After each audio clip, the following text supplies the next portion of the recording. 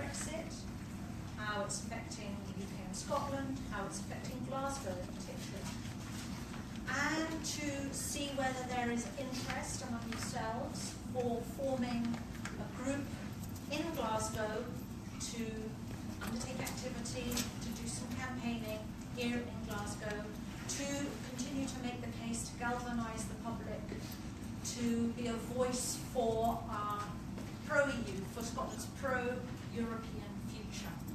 So that's something we'll come on to during the course of the evening. For now, I'd like first of all, and with huge pleasure, to introduce Dr. Christy Hughes, who is the Director of the Scottish Centre on European Relations, based in Edinburgh. She's a formidable intellect. She knows more about the EU than almost anybody I know. She is a star of media, print and television and radio, and we are absolutely delighted that she could be here with us this evening to set the scene for where we are on Brexit.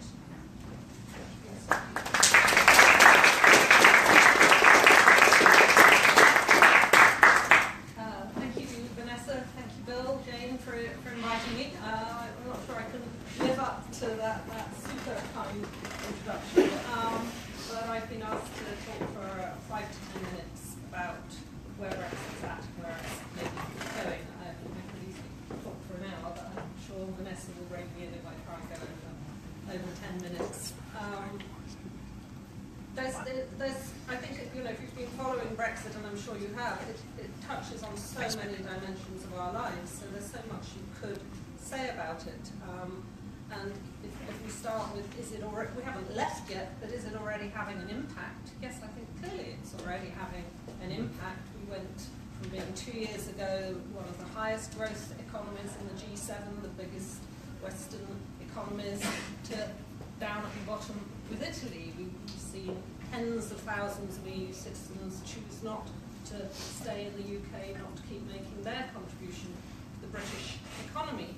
But we could easily spend the whole evening talking just about that. I'm not saying there is no good news in the British economy at the moment. We see quite high manufacturing growth, for instance, as part of a resurgent global growth 10 years after the global financial crisis. But there was an interesting thing, I think it was in the Financial Times this morning, or going to be yesterday, the leader of one of the main manufacturing employers' organisations said that he was extremely worried at the uncertainty and the impact uncertainty was having on investment, and the big firms in particular were holding back on investment, and that was impacting the smaller firms.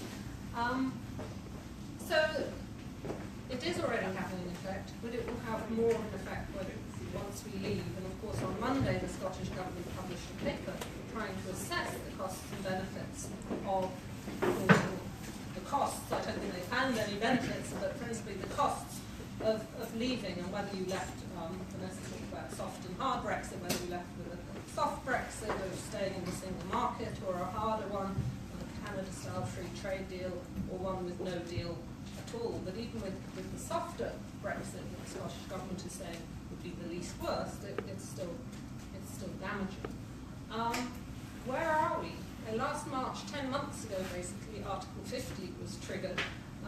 I've worked, as Vanessa said, for many years and decades even now on the EU, and I think it's the first time in my life, although maybe in the Scottish independence referendum campaign as well, that certain articles of the EU treaty have become, common matters of public discourse. I'm personally not even a lawyer, so there we are. Article 50 was triggered. That, as you know, set off a 2-year process after which the UK will leave the European Union. So we're heading for March the 29th, 2019. Then, of course, we had a general election, so we didn't start negotiations straight away, but talks started. Theresa May, Juncker, Michel Barnier, the representative of the EU 27. And what happened by December at the summit just before Christmas, 14th and 15th of December, is there was a first stage or a first phase agreement. So there was a deal on money, what the UK should pay to cover all its debts and obligations and commitments before leaving. There was a deal I take that all back.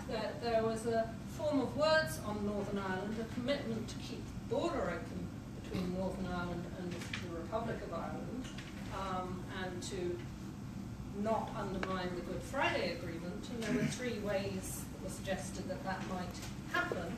But I'm happy to take more questions on that, but in my view that was very much a fudge that was kicked that very tricky and important problem down the road for maybe 3 or 4 months. And then there was also a provisional deal on the rights of EU citizens living already in the UK and UK citizens living elsewhere in the EU. And the EU 27 had said, once we have that provisional deal, then we're willing to talk to you about trade.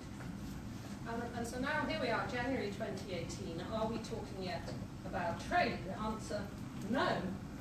Why aren't we talking yet about trade? Well, first of all, we still don't know what sort of trade deal the UK government wants. Okay? They had their first full cabinet discussion of that not a year ago, not 10 months ago, but in December.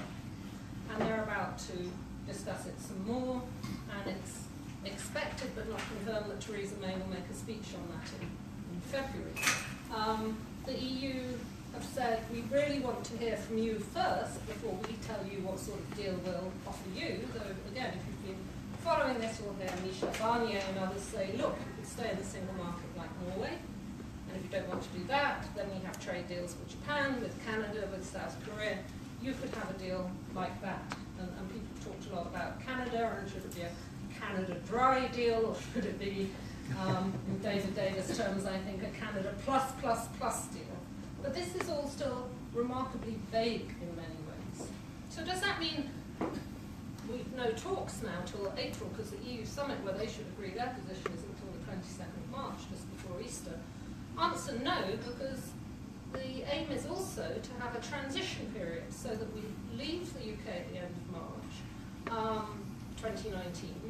But because it's going to be incredibly hard to have got a new trade deal in place by then, not impossible to do that, and difficult to get new customs arrangements at all UK ports, let's have a 2-year period where we're out of the EU, but we still follow all its rules. It's going to be great for us because we won't have a vote, we won't be in most of the meetings, but it will stop us toppling off a cliff edge.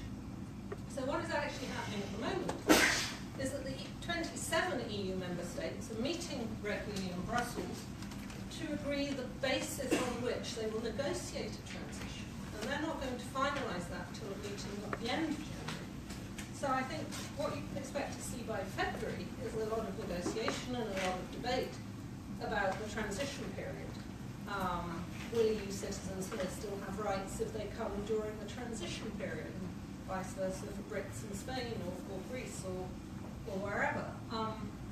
The EU are talking about a very short transition period, perhaps to the end of December 2020. If we want it to be longer, we might need it to be longer because there won't be a trade deal in place in time. Will we have to pay more? Is it even possible? So there's a lot of questions there. I think, let me just say a couple more things and then I'll come to a close. I think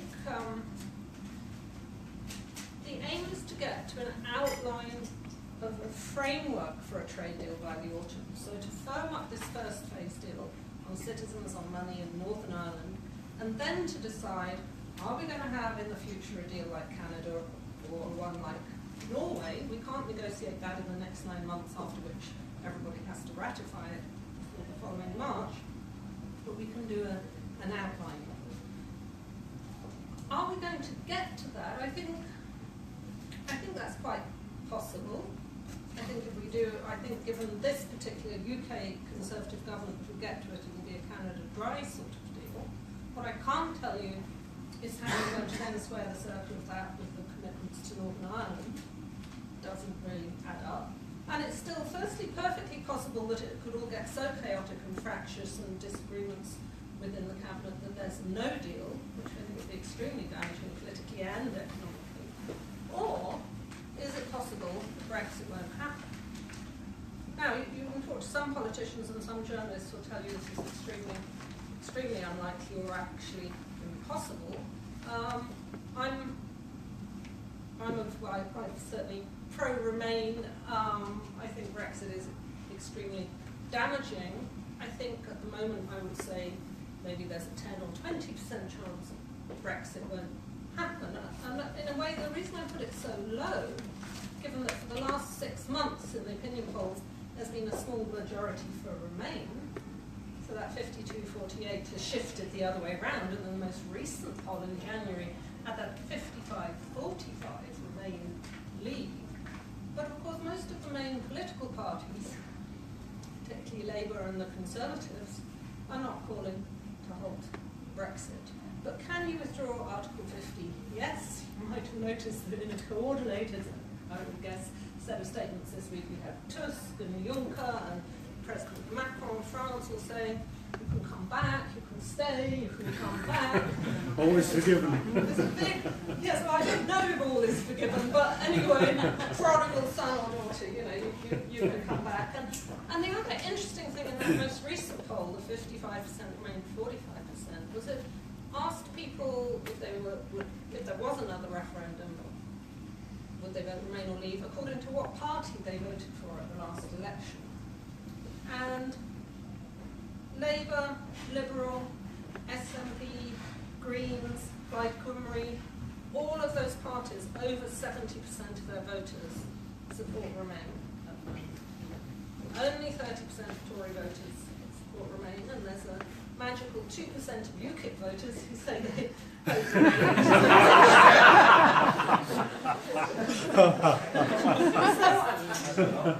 So I think we're in a very, I work for a think tank, so I'm trying to do, despite being pro-Remain, impartial analysis on the basis of the facts. And the European movement is a campaigning body, and it seems to me opinion is moving even without being given much of a political lead. And why are those parties with over 70% of their voters supporting Remain not giving a lead? And how can we carry on shifting opinion, whether getting politicians to give a lead or just ourselves as civil society movements shifting that opinion? I mean, Emily Thornberry, I don't think it was terribly helpful this week, said, well, maybe if people shifted 90% Remain, Labour might change its position. Well, there's been 1 or 2 countries in the EU that have sometimes shown that much support in opinion polls, but certainly never in the UK. But I think if it went from the current 55, 68% in Scotland, by the way, to say 60-40 across the UK,